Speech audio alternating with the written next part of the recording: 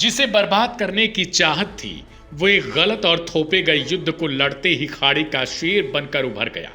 जी हां, जिस ईरान के वजूद को मिटाने के लिए वॉशिंगटन के हुक्मरानों ने पाबंदियों का एक पूरा पहाड़ खड़ा कर दिया था, आज उसी ईरान ने निजाम इलाही के इंसाफ के दम पर ऐसा पासा पलटा है कि पूरी दुनिया दंग रह गई है। होर्मुज की नाकेबंदी क्या खत्म हुई? ईरान के किस्मत के बंद दरवाजे जैसे एक झटके में खुल गए। जो देश कल तक पाई पाई के लिए कड़े प्रतिबंधों को झेल रहा था, आज वो खाड़ी के पानी पर अपनी सल्तनत और अपनी दौलत का नया परचम लहरा रहा है। आंकड़ों की कड़वी कूटनीति देखिए। पिछले महज 15 दिनों के भीतर ईरान ने इंटरनेशनल मार्केट में रिकॉर्ड तोड़ 50 मिलियन बैरल तेल बेच डाला। रोजाना के हिसाब से देखा जाए तो ईरान प्रतिदिन 3 मिलियन बैरल से ज्यादा का कच्चा तेल बेच रहा है। यह तादाद खाड़ी के उन रईस देशों यानी सऊदी अरब, कतर और यूएई के मुकाबले काफी ज्यादा है। जो कभी अमेरिका के दम पर ईरान को छोटा दिखाने का ख्वाब देखते थे, आज हालत यह है कि जहां सऊदी और यूएई जैसे देश प्रतिदिन महज दावे के मुताबिक 1 से 2 मिलियन बैरल तेल ही बेच पा रहे हैं, वहीं ईरान पाबंदियों के पिंजरे को तोड़कर 3 मिलियन बैरल का आंकड़ा पार कर चुका है। मेहर न्यूज एजेंसी के मुताबिक ईरान ने सिर्फ 15 दिनों में 3 अरब डॉलर यानी करीब 250 अरब भारतीय रुपयों का तेल बेचकर अपनी तिजोरी भर ली है। और सबसे बड़ा कूटनीतिक वार जानते हैं क्या है? ईरान ने यह पूरा तेल अमेरिकी डॉलर में नहीं बल्कि दावे के मुताबिक चीनी करेंसी यानी युआन में बेचा है, ताकि आने वाले वक्त में उसे अमेरिका की कूटनीतिक गुलामी और उसकी निर्भरता का मुंह न देखना पड़े।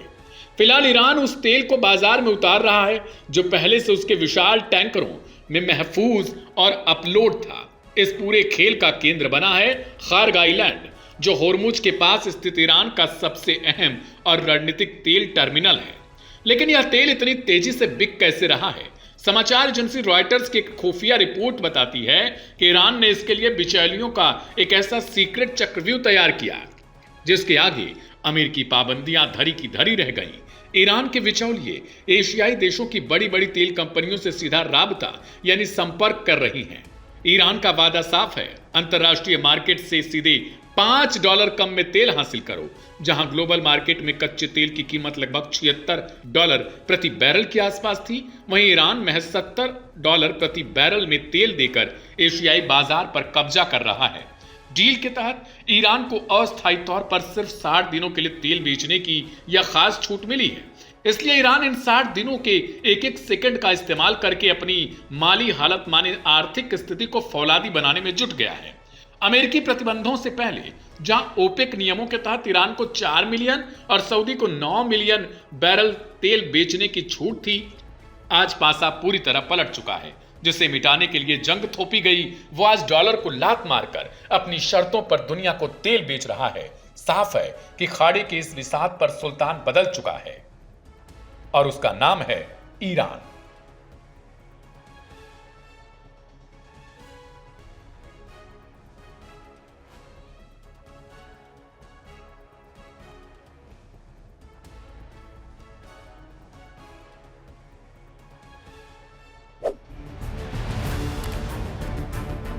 ईरान और इजराइल के बीच तनाव एक बार फिर से खुलकर सामने आ गया है।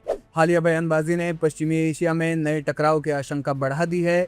ईरान के विदेश मंत्री सैयद अब्बास अरागची ने इजराइल के रक्षा मंत्री इजराइल काट्ज के बयान की कड़ी आलोचना करते हुए चेतावनी दी है कि ईरानी जनता या देश के नेतृत्व के खिलाफ किसी भी तरह की धमकी का तुरंत और पूरी ताकत के साथ जवाब दिया जाएगा। ये विवाद तब शुरू हुआ जब इजराइल के रक्षा मंत्री इजराइल काट्ज ने ईरान के सर्वोच्च नेता मुस्तफा खामनेई को लेकर तीखी टिप्पणी की। रिपोर्ट्स के मुताबिक काट्ज ने कहा कि ईरान के मौजूदा शासन द्वारा नियुक्त कोई भी नेता इजराइल के निशाने पर होगा और बाद में उन्होंने मुस्तफा खामनेई को मौत के लिए चिन्हित बताया। इस बयान ने तेहरान में तीखी प्रतिक्रिया पैदा कर दी है। अब्बास अरागची ने सोशल मीडिया प्लेटफॉर्म एक्स पर लिखा कि समझौता ज्ञापन यानी एमओयू की शर्तें पूरी तरह से स्पष्ट हैं और हर कोई उन्हें सार्वजनिक रूप से देख सकता है। उन्होंने कहा, अमेरिकी राष्ट्रपति डोनाल्ड ट्रंप ने अमेरिका की ओर से यह वादा किया है कि वो तेल अवीव में अपने सहयोगियों को नियंत्रण में रखेंगे। अगर वे अपने प्रमुख की बात नहीं मानते तो ईरान उन्हें सबक सिखाएगा। हमारे लोगों और हमारे नेतृत्व के खिलाफ किसी भी तरह की धमकी का तुरंत और पूरी ताकत के साथ जवाब दिया जाएगा। हालांकि दोनों देशों के बीच बड़े पैमाने पर सीधा युद्ध फिलहाल नहीं चल रहा है,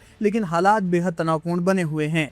अमेरिका की मध्यस्थता से शुरू हुए युद्ध विराम के बाद बड़े सैन्य हमले फिलहाल रुके हुए हैं, मगर विशेषज्ञ इसे बेहद नाजुक संघर्ष विराम बता रहे हैं। उनका कहना है कि किसी भी उकसावे या सीमित हमले से स्थिति फिर तेजी से बिगड़ सकती है। इसी बीच कतर की राजधानी दोहा में अमेरिका और ईरान के बीच तकनीकी स्तर पर बातचीत भी तेज हुई है। दोनों पक्षों ने जलमार्ग सुरक्षा, विशेष रूप से होर्मुज जलमध्य, क्षेत्रीय स्थिरता और स्थायी संघर्ष विराम जैसे मुद्दों पर चर्चा की है। हालांकि ईरान के परमाणु कार्यक्रम, अमेरिकी प्रतिबंधों और क्षेत्रीय प्रभाव जैसे बड़े विवाद अब भी अनसुलझे हैं। तनाव केवल सैन्य और कूटनीतिक मोर्चे तक सीमित नहीं है। दूसरी ओर दोनों देश एक दूसरे पर साइबर हमले भी तेज कर रहे हैं। इजरायली अधिकारियों का दावा है कि 2026 में ईरान से जुड़े साइबर हमलों में उल्लेखनीय बढ़ोतरी हुई है। माना जा रहा है कि दोनों देश अब प्रत्यक्ष युद्ध के बजाय साइबर, खुफिया और प्रॉक्सी मोर्चों पर भी एक दूसरे को चुनौती दे रहे हैं। जानकार मानते हैं कि मौजूदा हालात में सबसे बड़ा खतरा गलत आकलन का है। अगर किसी पक्ष की ओर से सीमित सैन्य कार्रवाई, साइबर हमला या किसी वरिष्ठ नेता के खिलाफ सीधी धमकी को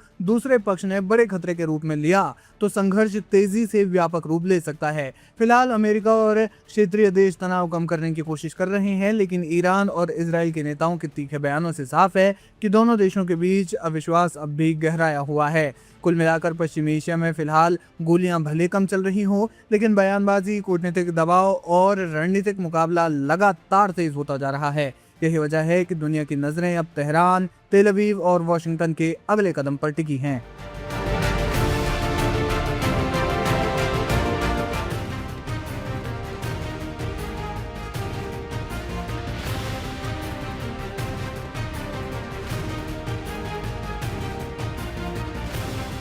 शुरुआत चिंगारी से ही होती है, भयानक आग लगने की। क्या इसराइल तुर्की के साथ उसी चिंगारी को हवा देने लगा है?